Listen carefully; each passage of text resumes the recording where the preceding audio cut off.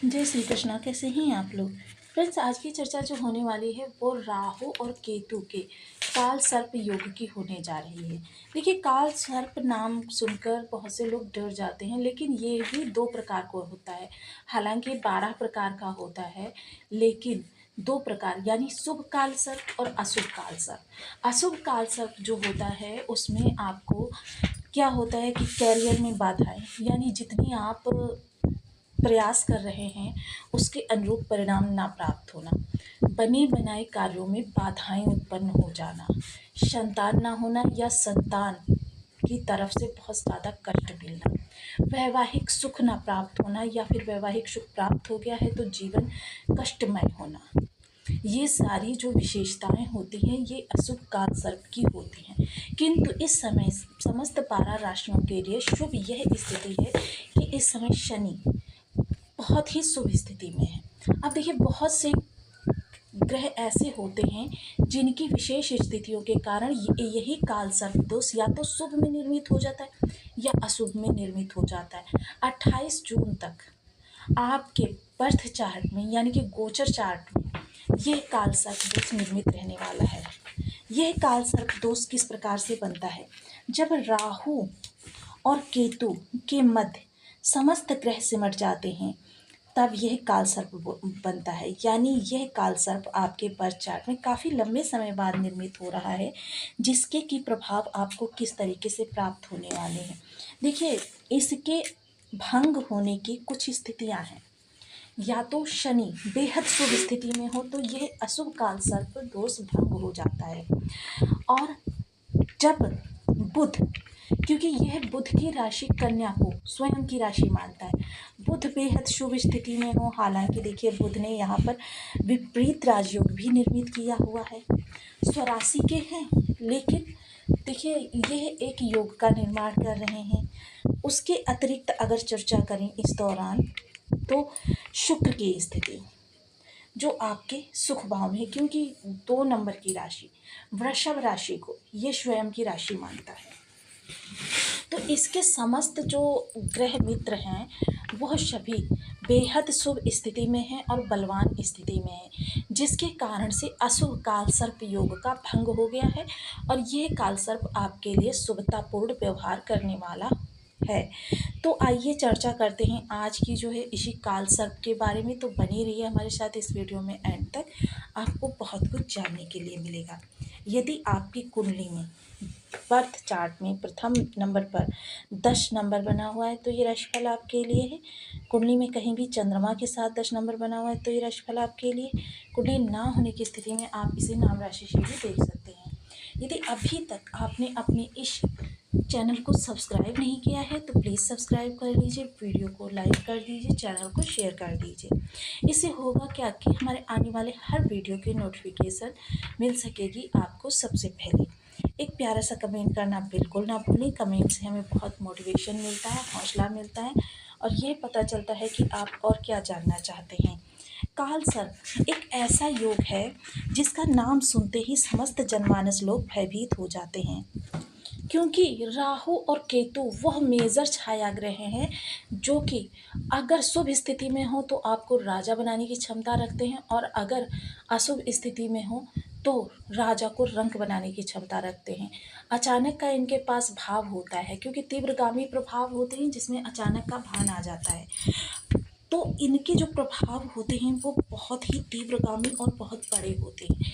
जीवन में तरक्की के अवसर आपको प्राप्त कराते हैं या फिर आपके तरक्की के अवसर जो बन रहे होते हैं उनमें भी व्यवधान उत्पन्न कर देते हैं। तो इसलिए राहु केतु से डरना, और क्योंकि कलयुग जो है पाप प्रधान है और राहु भी पाप प्रधान है। छल कपट माया प्रपंच स्वांग ये सभी राहु के वह शस्त्र हैं जिनके द्वारा वो संसारिक जीवों को भ्रमित करने का कार्य करता है। और राहु केतु की सबसे बड़ी विशेषता ही भ्रम होती है कि चीज़ें आपके सामने होती हैं और भ्रमवश आप उनको लेते नहीं हैं या उनको प्राप्त करने से हिचकिचाते हैं। ये बहुत ही कम योगों से निर्मित होता है कि व्यक्ति सही समय पर सही अवसर की पहचान कर लेता है। तो यह अवसर जो होते हैं इनको पहचान कराने के लिए भी इनके जो मित्र ग्रह हैं इनकी शुभ स्थिति होना अनिवार्य होता है, क्योंकि राहु जो आपके हितैषी होते हैं उनको ही आपका परम शत्रु आपकी दृष्टि में बना देते हैं। ये बहुत ही विशेष ग्रह होते हैं जिनका कि प्रभाव अगर कहें तो समस्त कुंडली पर चला जाता है। क्योंकि देखिए जो इनका जो प्रभाव होता है, राहु के जस्ट सामने केतु होते हैं और केतु के सामने राहु होते हैं। एक दूसरे को एक दृष्टि से देखना, और दृष्टि दृष्टि जहाँ पर भी पड़ती है, अब इस तरीके से ये 6 भावों को ब्लॉक करते हैं और कुंडली मात्र 12 भावों का नाम होती है। और उन्हीं दृष्टियों में या इनके साथ युति करके कोई अन्य ग्रह आ जाए, 3 दृष्टि वाला ग्रह आ जाए, क्योंकि प्रत्येक 3 दृष्टि वाले ग्रह के साथ इनका किसी न किसी प्रकार से दुर्योग बनता है। अगर मंगल की बात करें, मंगल के साथ अंगारक योग बनता है। गुरु के साथ अगर चर्चा करें, गुरु के साथ चांडाल योग बनता है।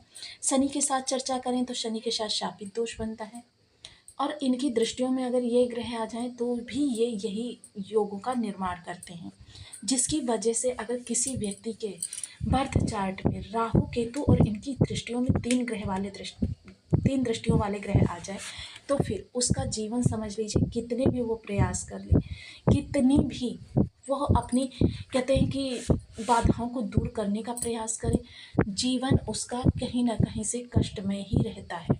और कभी कभी तो होता है ऐसा है कि आर्थिक, क्योंकि प्रत्येक भाव का हम आपको बता चुके हैं कि प्रत्येक भाव का एक सजीव पक्ष होता है, एक निर्जीव पक्ष होता है।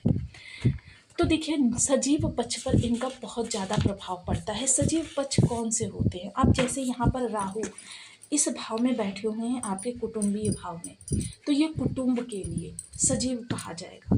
और जो भौतिक चीज़ें हैं यहाँ पर कि जैसे आपके पैतृक संपत्ति, आपका धन संचय, ये निर्जीव पक्ष है।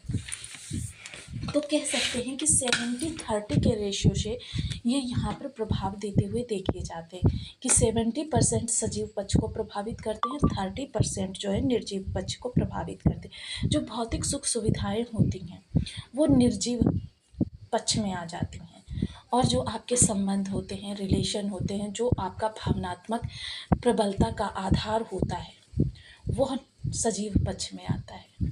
तो वहाँ पर ये 70% प्रभाव डालते हैं। फलतः जिस जगह पर इनका प्रभाव होता है वहाँ से संबंधित जो रिश्ता होता है, उस रिश्ते में यानी कि जैसे अगर पत्नी है तो पत्नी के स्वभाव में उग्रता आ जाएगी, रूठता आ जाएगी, तुनक मिजाजी आ जाएगी, जिसकी वजह से क्या होगा, छोटी छोटी सी बातों पर कलह होना प्रारंभ हो जाएगा।